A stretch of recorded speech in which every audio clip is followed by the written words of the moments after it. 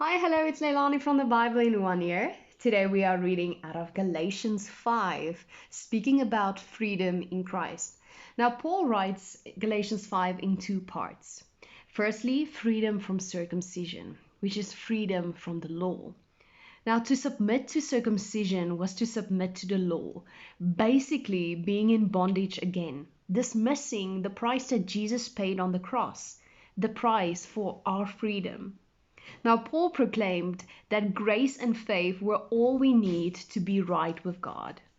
We were freed from the need to keep the law in order to find salvation. And then Paul also said that if we wanted to keep the law, we couldn't just keep bits and pieces.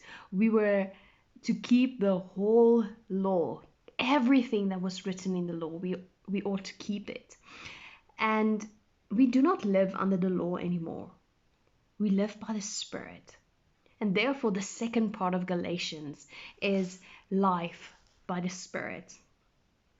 Now, we as human beings consists of body, which is flesh, and spirit. And I think there will always be a battle between our body and our spirit. There will always be a dominant one. And I think the one that wins in a situation is the one that we water the most. Paul said that if you live by the Spirit, you do not indulge with the things of the flesh. So we have a choice to either surrender to the flesh or to surrender to the Spirit. And I think the true test of a Christian is not how great we are in the gifts of the Spirit, how great we prophesy, or how great we are with laying on of the hands and see people miraculously healed. But I think it's the fruit of the Spirit, how we love one another, how we show kindness to one another. What we feed our spirit is what will be produced in the natural, for we will be known by our fruits.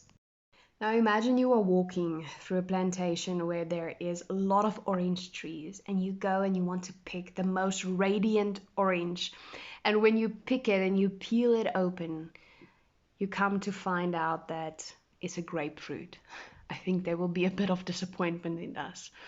We will be known by our fruits, what we offer one another. And I do believe that when we show kindness, we show mercy, we show love, we show the fruit of the Spirit, people will see Christ through us, and they will also experience the freedom He has to offer.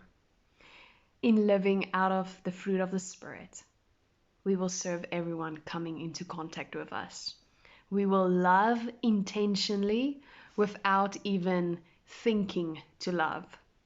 I want to end with the words of Paul in verse 13 of Galatians 5, and he says, "You, my brothers and sisters, were called to be free, but do not use your freedom to indulge the flesh. Rather, serve one another humbly in love."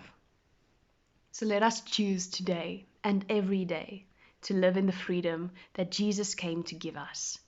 Walk by the Spirit and serve one another humbly in love, in the fruit of the Spirit. Until we read again next week, I am so excited with you on this journey. Be blessed and goodbye.